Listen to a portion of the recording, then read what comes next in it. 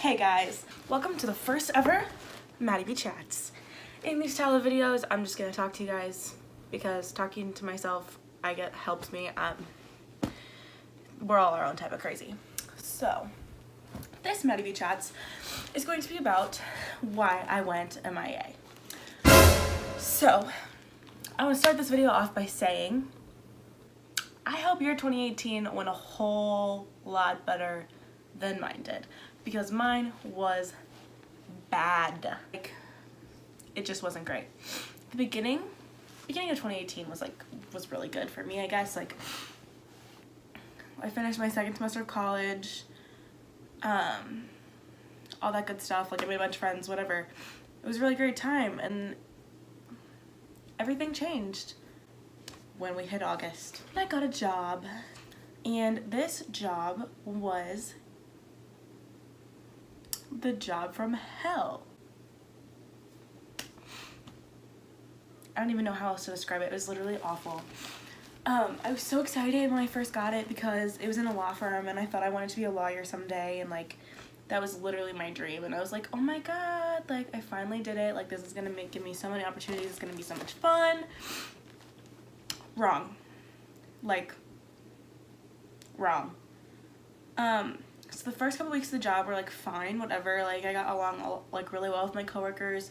You know, we're like maybe a month and a half in, and like during my interview, I told the manager, I told her, I need this week off because I'm going on vacation. Like, I'm doing it. And so I told her that. I saw her write it down. Like, I saw it with my own two eyes. I know she had it down. So we get to this week, and the Friday before I'm supposed to leave for vacation, everyone's out of the office except for me, the other assistants, and the receptionist. So I was like, okay, cool. I'm not going to text them on their day off or whatever. I'm not going to do that. So I told everybody that was currently in the office, hey guys, I'm gone for vacation next week. So Monday rolls around. It's like 10:30. I usually go in at 9, and I was like, okay, cool. So like everything's fine. No. She texts me. She's like, where are you? On vacation? Duh. I was like, oh, like, did you forget I went on vacation? She's like, it's not my job to remember everyone's schedules. I was like, it is though. The thing is, it is your job because you're the manager. Like, do you see how that works? It's not like you manage 4 people. It's not really that hard of a job, honey. Like, come on, sister. I did what I was supposed to do. Now it's your turn. But, you know, being the professional that I am, I was like, I'm so sorry. Like, it will not happen again. I'm sorry. I didn't, I guess, make you repeated reminders every 15 minutes on your phone so you didn't forget what you were supposed to already know. I'm not sure. But I did what I was supposed to do. And, you know, I apologized. I was like, I'm on vacation this week. I'll see you next week, and we can hash it out. So the next week rolls around, and everything's changed. Like, she's hostile towards me. There's a bunch of tension. I'm like, great. So we have a little sit-down meeting, and she's like, I just really didn't appreciate that. I was like, I'm really sorry. Like, it won't happen again. I'm not planning on going anywhere anytime soon. I thought that you had it down because we talked about it, verbal discussion. I saw you write it down, so I thought that was that, and that was, you know, it was fine. And she was like, yeah, but like, just no, it wasn't. And I was like, okay, yeah, I understand. I'm sorry. So I thought that was all behind us.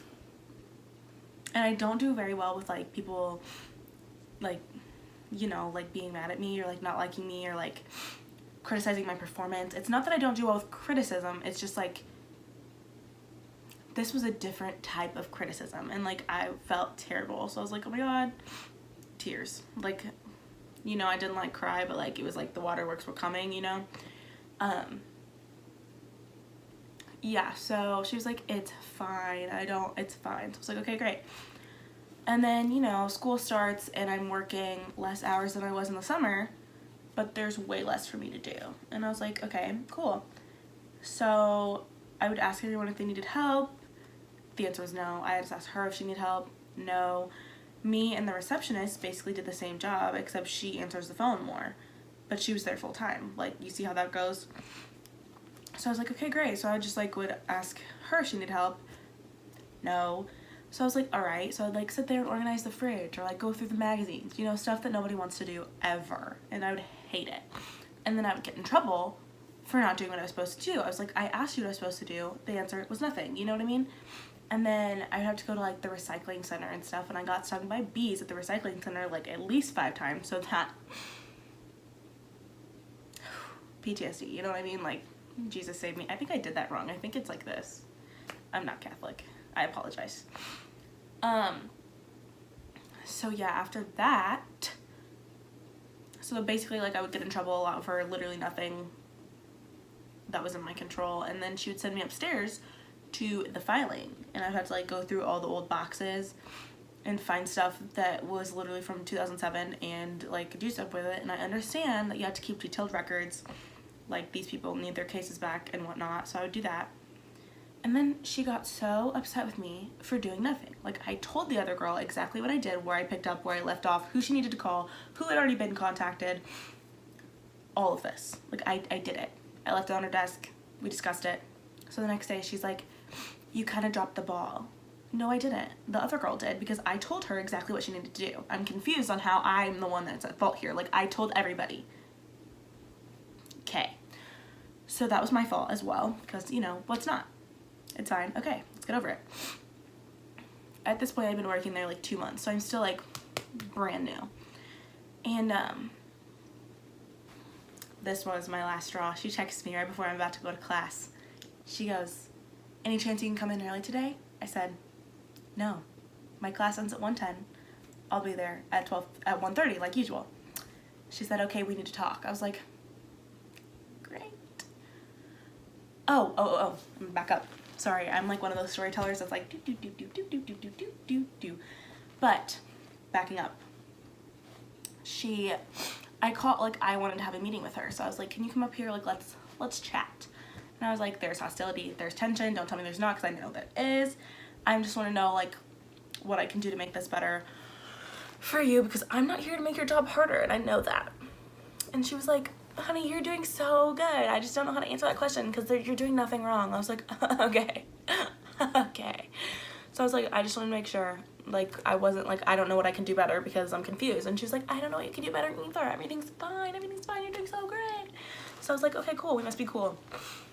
2 days after that conversation happened, like two, she texted me before class and says, we need to talk, whatever. And I was like, okay, great. Like, can you tell me what about? Because, like, that just made my anxiety, like, through the roof.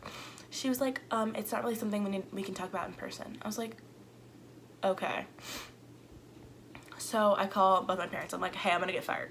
Just so you know, like, I'm gonna get fired. They were like, okay. And mind you, I'd cried like every morning before work for the last like month, and I'd worked there for maybe 2.5 months, so it was like it was time. And I go in there. She's not firing me. I was like, okay. She was like, I'm giving you the opportunity to resign. So like she was firing me, but like not really. So I was like, of course, yes, I would like to quit. I don't care how you tell people. I hated working here. Thank you for your time. Bye. After that gave me, of course, now I don't want to be a lawyer anymore because that was the worst experience of my whole life.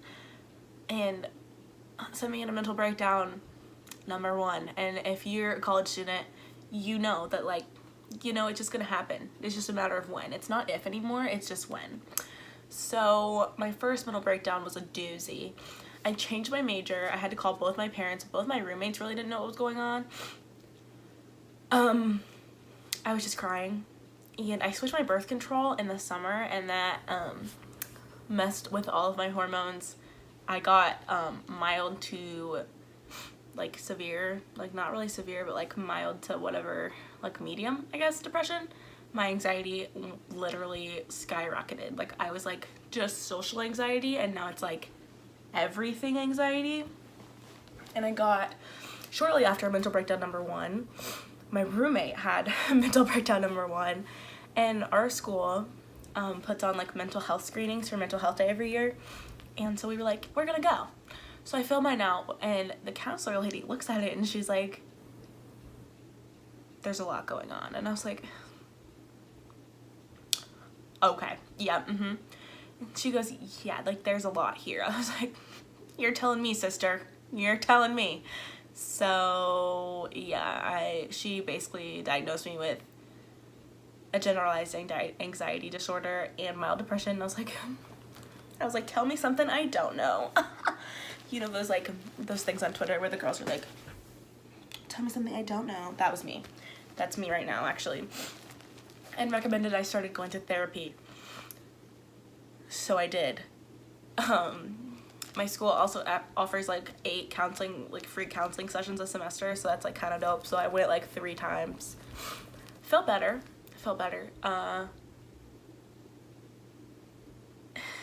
It was an experience. So that happened this year.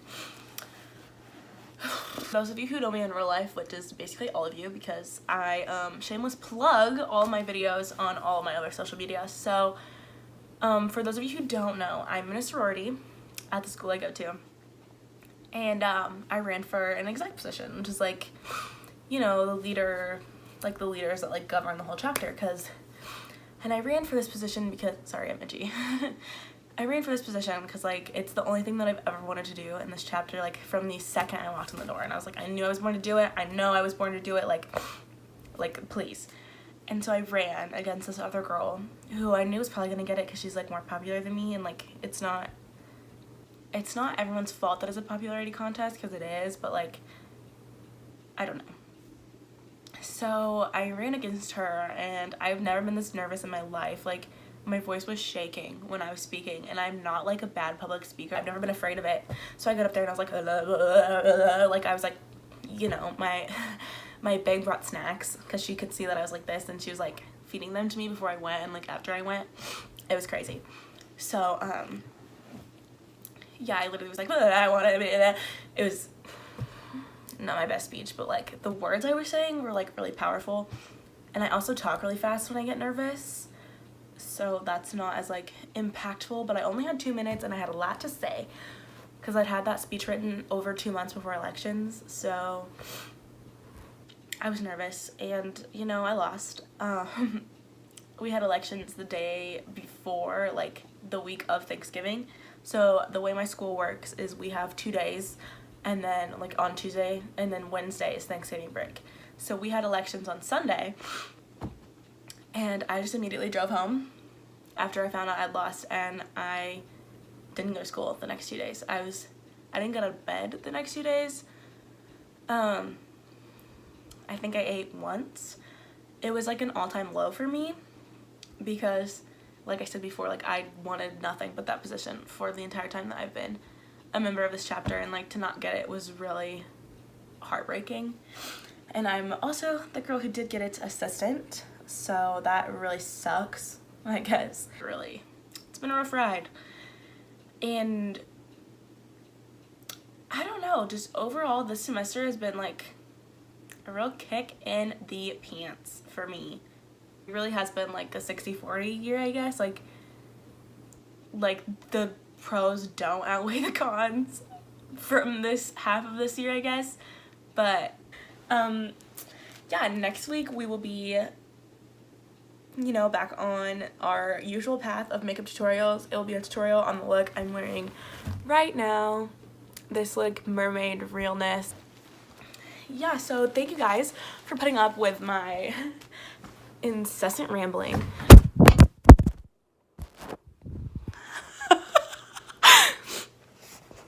Yeah, so thank you guys for putting up with my incessant rambling. I don't know what I would do if I couldn't talk to myself and do my makeup on camera and just kind of work everything out in my head and out loud to you all. And if you want to see a tutorial on how I came up with this look with the Morphe x James Charles palette, then like this video, subscribe, and click that bell icon so you don't miss the next time I upload, which will be a tutorial on this. I love you guys so much, and I will see you on the next one. Bye!